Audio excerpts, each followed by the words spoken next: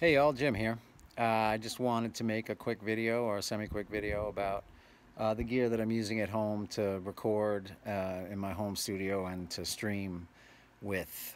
Um, so without any further ado, let's get to it. Okay, so the recording software that I use is Logic. This is just a project that I've been working on recently.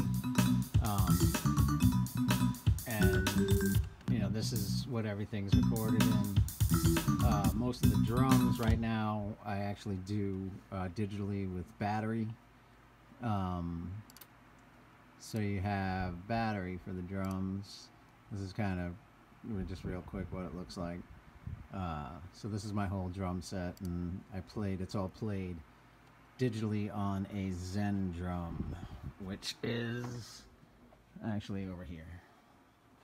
So this is what I use to trigger all the drum sounds in battery when I'm doing stuff. Everything else, or almost everything else that's recorded, is done analog. All the bass, all the guitars, all the vibraphone, marimbas, all that stuff. So this is basically my rig. This is a Behringer Universal Control Service. This is what I use when I'm mixing. It has all my solo buttons, mute buttons, all my groups, my subs, like the cycle recording, save buttons, all that stuff is over here. It's my transport control as well. So, you play, stop, record. This is my shuttle, controls the cursor. Everything's, right now I'm using a set of JBLs for near field monitors. They're pretty good. I have a set of Rockets as well, and I do a lot in headphone also. Down here is my outboard, what I have for outboard gear right now. It's not a ton. The Sans amp gets a decent amount of use. And then you'll see the ART. I have the voice channel, the Opto 8, which is 8-channel preamp, which is the second one. So all my drums, when I use the electric kit, get recorded through that. At the bottom I have two tube to digital channels, and the top is just a single channel. So right now I could do up to 12 channels, including the live pipe. So over here we got my Vibraphone set up. Right now I'm micing it with, this is an Audio-Technica ribbon over the top, and then 2 AMT just condensers, small diaphragm condenser mics over it. So it's a 3 mic setup right now on the Vibraphone, and then my little homemade soundboard to sort of not let all the sound go out and deaden the back end. Over here's my marimba. The marimba right now is mic'd with 2 side address Audio-Technica small diaphragm condensers. I have them set up at a decent height above it so as not to get, there's a good combination between bar and resonator sound. And then we have the xylophone. The xylophone generally gets mic'd with the ribbon mic, and I usually record it in mono. The marimba and the vibraphone get recorded in stereo. Back here we have my cat, or one of my cats. There's also one here on the floor. And right now I was working on a kind of synth line for the project that I'm working on, so I'm trying to trigger it, run it through the cat. Okay. And over here is my audio in I/O, in and out. It's my digital converter for the analog. This runs into Logic. You see it's 4 channels.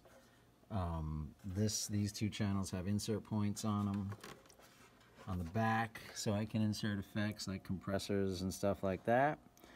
And then over here is my light pipe connections. Those are the optical cables that give me my extra 8, or actually up to 16 channels extra. So over here we have all my percussion stuff, my 2 bata, djembe, 3 congas. Here's my Midi keyboard controller. And this is a Native Instruments complete controller, because complete and Contact are two big software instruments that I use. All my synth sounds, some weird bass stuff, piano, horns, all that stuff comes out of here. Really chintzy vocal booth setting. So we got the dampener, pop filter, don't have a mic in it right now. I'll show you the microphone that I do most vocals with shortly. Okay, so over here we have some String World. Here's my guitar rig. This is a Marshall. This is the old hand-wired JMP. It was a re-release about 10, 12 years ago. It's only, I think, a 15-watt head, 2x12 cabinet. Right now I'm micing it with Audio Technica, the AT4050, which is, this is a great mic. It's just a really clean sounding. It's kind of one of those, what you hear is what the mic picks up, the 4050. I've mic'd the cabinet with the Audio Technica ribbon before as well as a CAD ribbon mic that I have. I'm always just messing kind of with mic sounds. And over here is my acoustic combo bass amp. If I do use amplifier on bass tracks, this is the one I use. Mostly what I do is direct, or a combination of direct and amped signals for bass. Just like on the Vibraphone, I got a little acoustic kind of treatment-y thing that I like to throw in there just to kind of block it off. It works okay.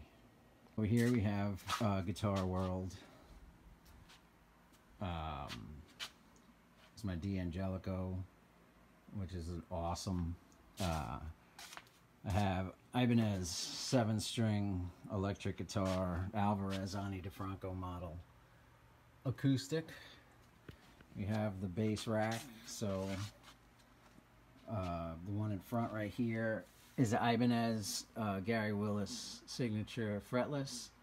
Behind it is a Spectre Bantam that I have strung as a Piccolo bass right now. It sounds fantastic, plays amazing. And behind it we have a Curbo, my Curbo 5-string, which right now is strung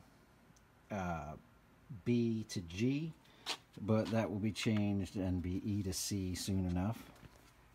Over here, this is an old Ibanez Prestige made in Japan model. It's had some alterations done to it before I got it, and I'm not really sure what they were. Bass plays amazing. It's fast as all hell. And then next to that, we have my Alvarez Baritone acoustic. Another really cool guitar that I enjoy. And then finally at the end, I had to have an electric with a Floyd Rose on it, and here it is. This is my to ESP LTD. This is the lesser priced Kirk Hammett model. We're here on the awesome Yankees rug is my Alesis Multi-Strike electric kit, or Strike Pro maybe is what it's called. This is my electric drum kit. You see it's a mesh head kit. It has awesome, some great sounds. The thing plays really, really good, highly realistically. I definitely dig it. There's the brain over here. So, and finally over here is my wall of drums. So this is actually two different drum sets down here. This is a GMS kit that I've had since Headseed. That's actually the drum set that Headseed was recorded on, is that GMS kit. And then I also have, and sort of hidden back here, this is a Tama Star Classic kit that I have that also gets used every now and again.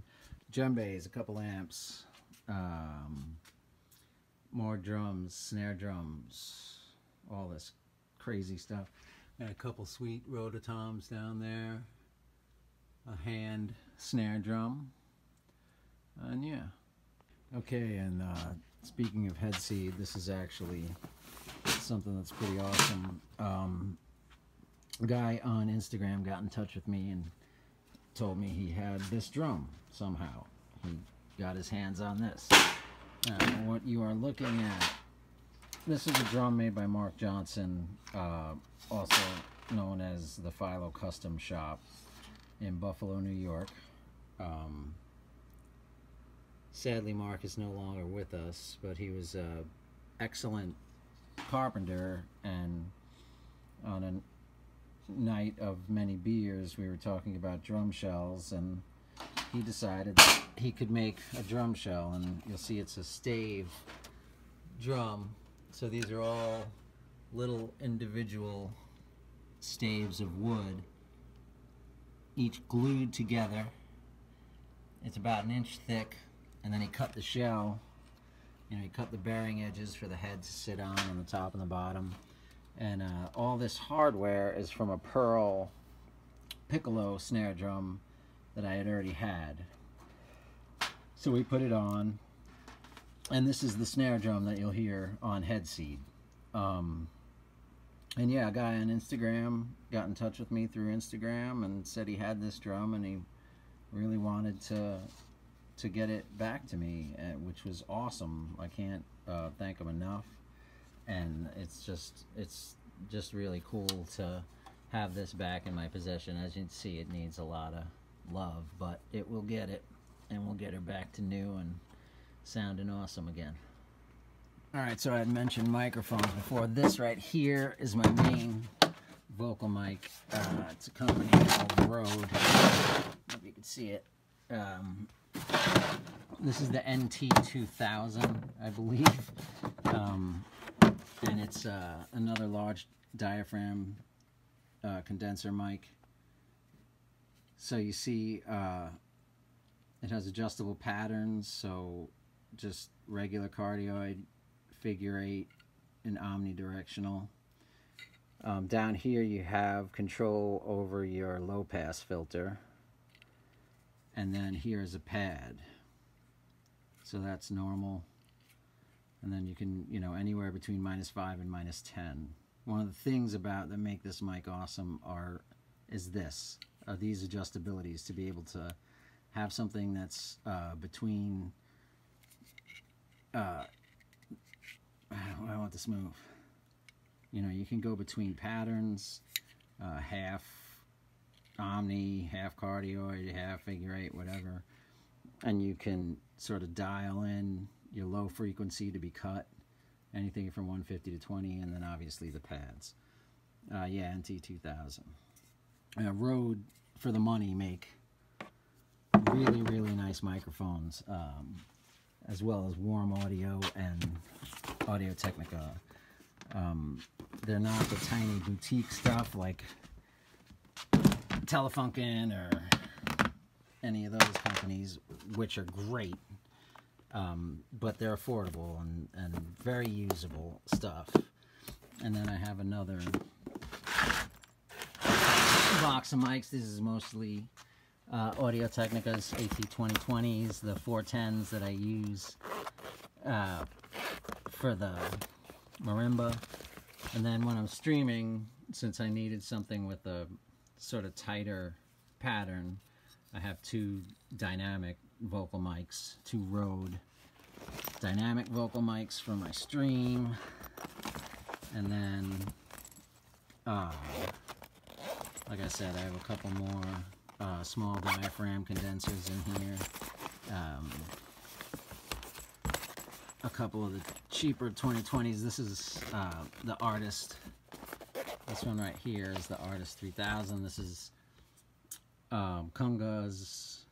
I do all my percussion stuff mic'd with these. I've tried them. They work well on guitar cabinets. They work well basically on anything, acoustic guitar. Really, really nice, clean microphone. And they're, you know, this is the same. This is the Kunga mic I prefer on the road as well, live with Mo. And then I also have a couple just, where is it?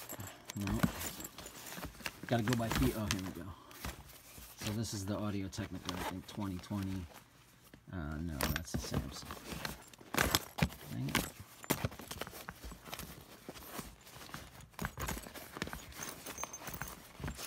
Ah, where the hell?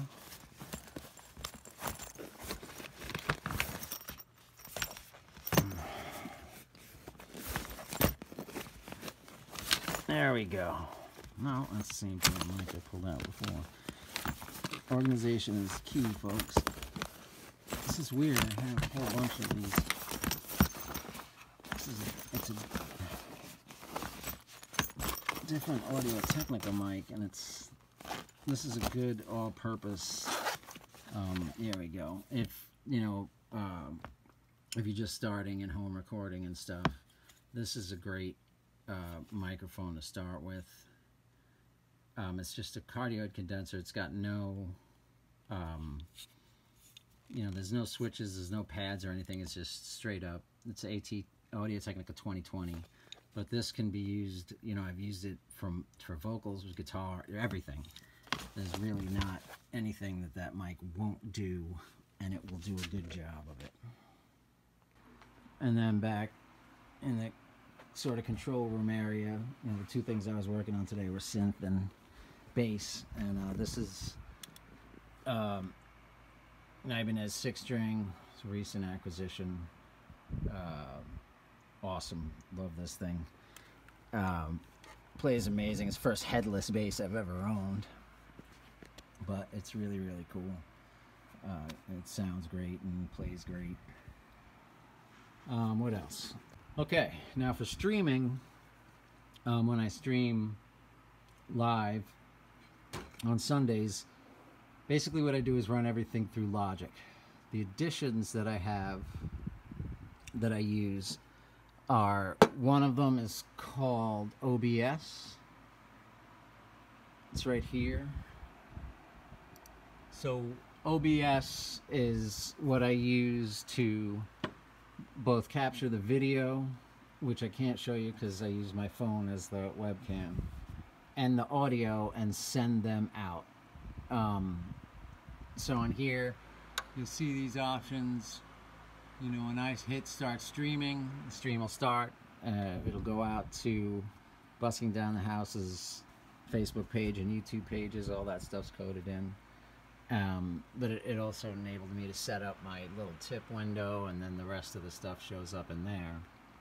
And then to get audio from Logic into OBS, I use a program called Loopback. So what Loopback does is it takes anything. It's a routing program for all your audio on your computer. So whether it's getting audio from Logic out to OBS, or if I wanted to get something from Skype or FaceTime into Logic, or Safari into Logic, all that stuff is done with that program called Loopback. Alright, so there you have it. That's my basic home recording and streaming setup. Hopefully I'll do a video. Well, my plan is to do a video about my live rig too and stuff, but I need to find good pictures so I can, because obviously I don't have it here, and it's, I need detailed pictures to really do a good description of it and stuff. So I hope you enjoyed this. I hope it was somewhat enlightening, and thanks for watching.